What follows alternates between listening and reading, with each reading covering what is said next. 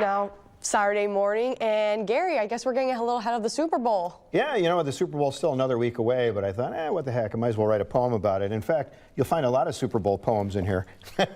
Yeah. Freehand model on my side. There you go. Thank you, Vanna. From like 30 years, right? You're bound to get some Super Bowls in there. Well, this time it's a rematch. We've got the Kansas City Chiefs and the Philadelphia Eagles. And, of course, there are some rumors floating around about whether the Chiefs have... will be a three-peat. But whether they've exercised some undue influence with the league, so to speak. So we've got a little poem about that. I don't know if you are much into astrology, Natasha. You know, I'm a Taurus. I don't know. Ooh, I'm a Capricorn. Capricorn, yes. Okay. So I did a little bit of checking here on the teams. Saquon Barkley's an Aquarius. Mahomes and Kelsey are Libras. The Chiefs have an edge in animals, though. It's clear they own the zebras. Yes, they get all the favorable calls from the zebras out there. Yeah, the refs have kind of favored Mahomes a little bit, and that's putting it mildly. So we'll see how this goes. It'll be next week. And by the way, Jason Kelsey, Travis Kelsey's brother, is refusing to wear the split jersey with the Chiefs and Eagles split because he's an Eagles guy, so he's going to be cheering for them. You know, brothers, they get after each other, so we'll see how that goes next week. Over at Notre Dame, you can see the Golden Dome truly golden this morning as that morning sunshine is illuminating the eastern face of the dome as we look from where our camera is mounted on the Hesburgh Library, which is west of the library, or I'm sorry, is east of the library looking back. So you can see the sunlight glinting off of it. 23 degrees right now here in South Bend, so kind of chilly, down below freezing, above freezing. What does that make? Potholes, right? So be careful about that.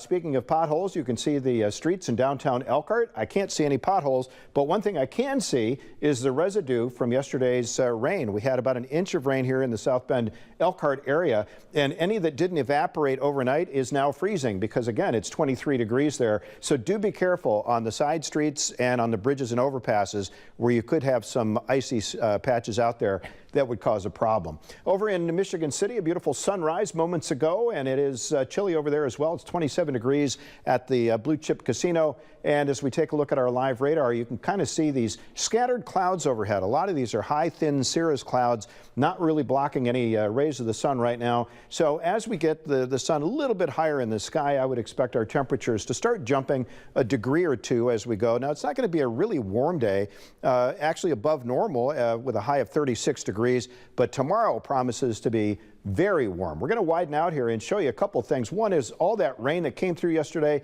is now out here on the East Coast. As you see, it's a really cloudy, rainy day, New York and down through the Carolinas. But we're keeping our eye on this next storm complex out here. And one thing about this is, you know, in the wintertime, we really watch for those big dips that come down off of the pole, bring us that really cold air. But you'll notice that this storm system is moving generally west to east. We call that a zonal flow, which means that even though we're likely to get some rain, possibly a few snowflakes out of it, we're really not going to get anything very heavy duty. And the temperatures will be much above normal, especially tomorrow. So we have that to look forward to.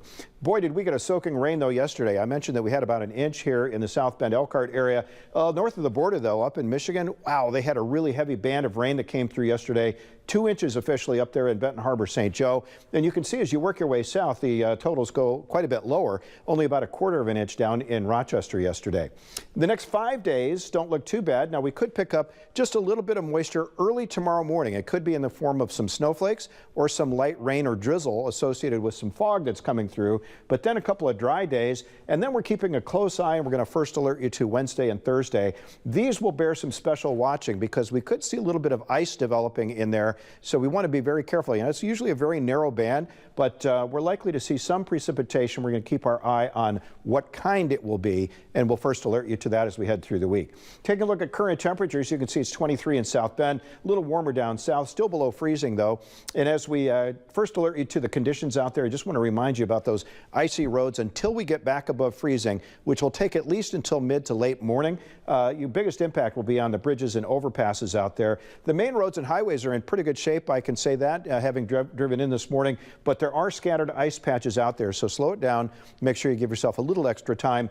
Tomorrow, give yourself extra time, especially in the morning, because we could see some very dense fog first thing tomorrow morning, and so that could could limit your visibility in the early going.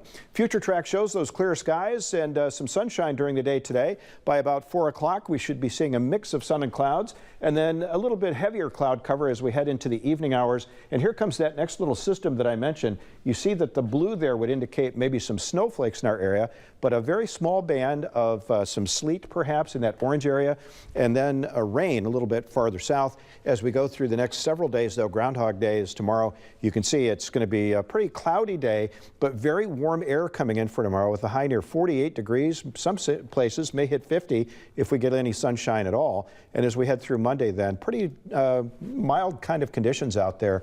Not much rain in the forecast until we get to Wednesday and Thursday. And again, we would first alert you to that as we get closer as to what type of precipitation that will be.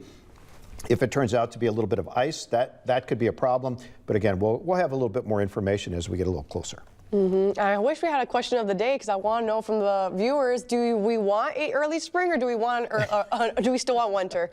Yeah. I personally just want it to be a little bit warmer. So. One of my viewers on Facebook said he was requesting one big snowstorm for Warsaw specifically. Oh, just there? Before the end of the season, because he'd like to get out in the snowmobiles and stuff like that.